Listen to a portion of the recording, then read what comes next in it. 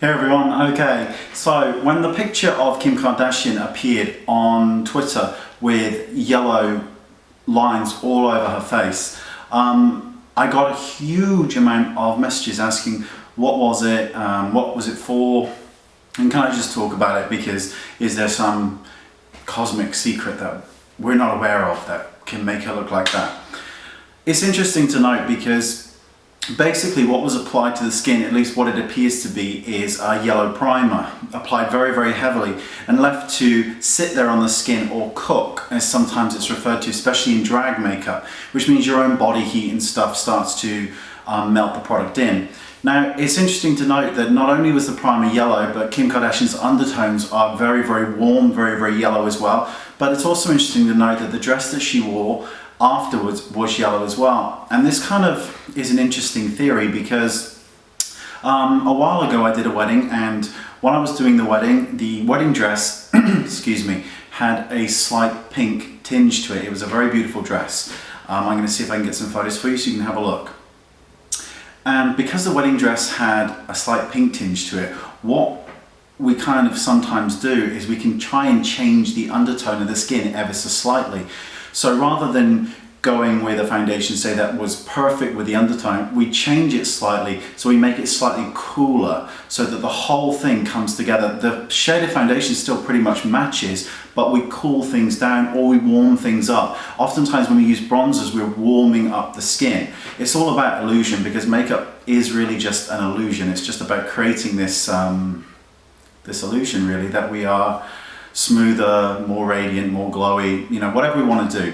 But it was interesting to note that the dress, as I mentioned, was yellow, the primer was yellow, and the result was a very, very bright look. It's also no secret that Kim Kardashian has, or at least the makeup artist that does her makeup predominantly, uses Ben Nye banana powder, which looks like this. It's a yellow powder that when set under the eyes and placed in the points of highlight, really make a glow to the skin. Now, yellow powder is great, but it's predominantly best for those of you with really medium to tan to moving in to the sort of tan to ebony skin tone, because yellow powder on really pale skin can look like you got jaundice. Bobbi Brown is also another one that, you know, yellow, but you know, the primer underneath the skin is nothing special. It's nothing that can magically alter the face, but it's a fun and neat tool in order to change, enhance, or alter the undertone of the skin. And that's really all makeup is ever going to be about, is enhancing what we've already got.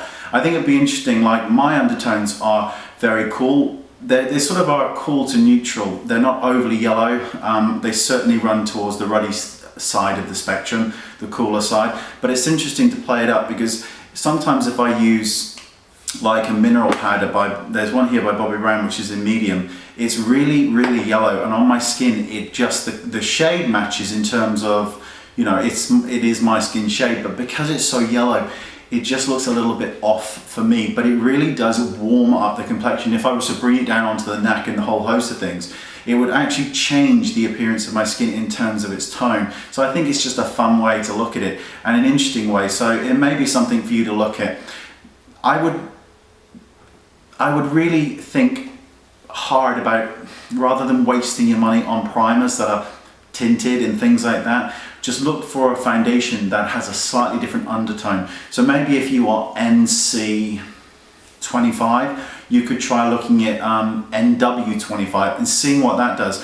Or if your budget allows it, buy the both and combine them to create a more neutral undertone. So just play around with it and see. But that's really all the picture was about. It was really just a primer that had been applied to the skin from what I can tell.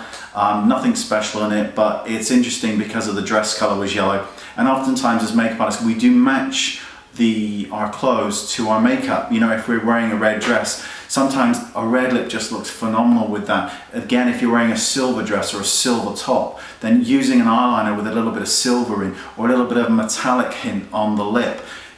So you're picking something from your face that matches your clothes, and it can just look really, really, really nice. Obviously, you know, polka dots, we don't want to, but you get the drift. So that's really all it was, nothing to get excited about, and believe me, you don't want to be wasting your money on the primers that are really heavily tinted, because oftentimes you need to apply so much in order to make a difference, and then you're just wasting your money. So don't worry about it, but you can play with your undertone because it's certainly fun to do, and you can get a completely different look to the skin. Okay, thanks for watching. Bye bye.